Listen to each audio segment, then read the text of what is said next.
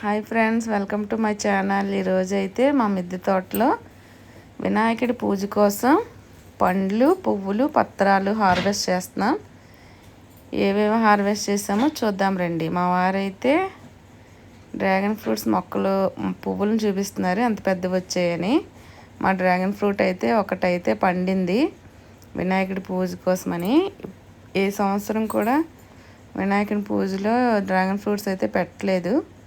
ఒకటైతే పండింది, first time పెడుతున్నాం అనమాట. డ్రాగన్ ఫ్రూట్ హార్వెస్ట్ అయిపోయిన తర్వాత నారింజకాయలు కోయడం కోసం వచ్చాము. చూడండి ఎంత పెద్ద నారింజకాయలు అయ్యాయో. ఇవైతే చాలా రోజులు పండాయి అన్నమాట. చాలా ఎక్కువ టైం తీసుకున్నాయి ఇంత పెద్ద నారింజకాయలు అవ్వడానికి. చెట్టు అయితే బరువు కాయలేక కిందకి వాలిపోయింది. మేమైతే పాలవెల్లి కట్టడం కోసం ఒక 4 అయితే హార్వెస్ట్ చేస్తున్నాము. చూడండి ఎంత పెద్ద నారింజకాయలు.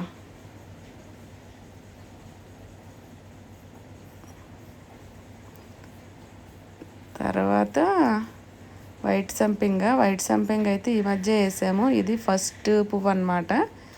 తొలి పువ్వు, తొలి పూజ గణపతికి అన్నట్టుగా తొలి పువ్వు అయితే గణపతికి. తర్వాత స్టార్ ఫ్రూట్స్, ఇవి పుల్లని స్టార్ ఫ్రూట్స్ అన్నమాట. ఎప్పుడు వినాయకుడి పూజలో పెట్టలేదు, ఎవరు పెట్టరు, ఎందుకంటే మనకు దొరకవు కాబట్టి. మా మిద్దె తోటలో ఉండడం వల్ల మాకైతే ఇలా దొరికాయి అన్నమాట. తర్వాత ఇవైతే చిన్న సైజు నారింజకాయలు టైపే, ఈడాకాయలు అంటారు కదా అవి. ఇవి చెట్టు నిండా కాయలు ఉన్నాయి, కానీ కొన్ని పండాయి అన్నమాట. ఇవి కూడా చాలా పుల్లగానే ఉన్నాయి. ఇవి కట్ చేసిన తర్వాత మా పళ్ళు అయితే అయిపోయి పళ్ళు వచ్చాయి అన్నమాట, ఫ్రూట్స్. తర్వాత ఫ్లవర్స్. చూడండి మా పారిజాతం చెట్టు అయితే ఎన్ని పువ్వులు వచ్చేసిందో. ఇదైతే కొన్ని చెట్లు అయితే కార్తీక మాసానికి వస్తాయి, కానీ ఇదైతే ముందే పూసేస్తుంది అన్నమాట పువ్వులు. ఎన్ని పువ్వులు రాలిపేసిందో. కిందవే తీయాలి కాబట్టి కిందవే ఏరుతున్నాను అనమాట పారిజాతాలు. ఇవన్నీ రేరుగా దొరికేవే, మార్కెట్లో దొరకవు కదా, మనం పెంచుకుంటేనే దొరుకుతాయి. తర్వాత మందారాలు. మా వారు మందారాలు కోస్తున్నారు, నేనైతే నందివర్ధనాలు కోస్తున్నాను. ఇంకా వైట్ శంఖం చూడండి ఎన్ని పువ్వులు వచ్చేసిందో. ఈ వైట్ శంఖం, బ్లూ శంఖం అయితే మా వారు కోస్తున్నారు.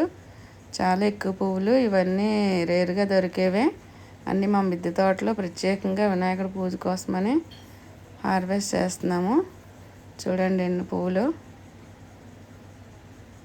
ఇంక ఈ మందారాలు అయితే విడవలేదన్నమాట. మేము పువ్వులు కోసే టయానికల్లా ఇవి ఇంకా బాగా వెళ్ళలేదు. కొన్ని మందారాలే వచ్చాయి, ఇదే ఎల్లో మందారం.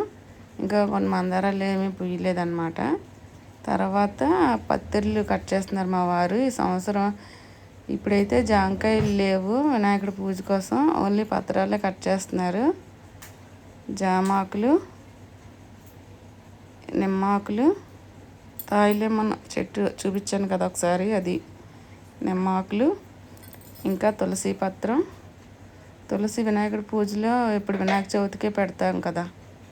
ఇంకా ఇదైతే గరిక, వినాయకుడి పూజలో ప్రత్యేకం, చాలా స్పెషల్ కదా ఈ గరిక.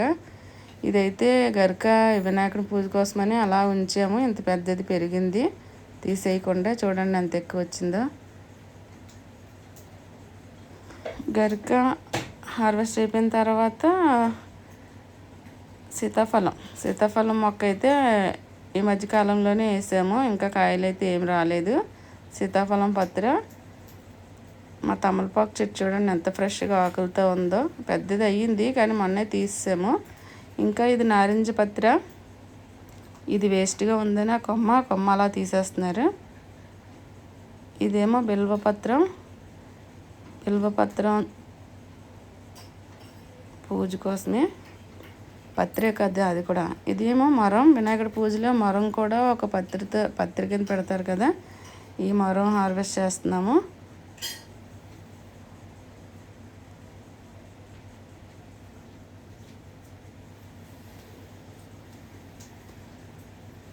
మరం హార్వెస్టింగ్ అయిపోయిన తర్వాత ఇంకా నేరేడు పత్రి అన్నమాట.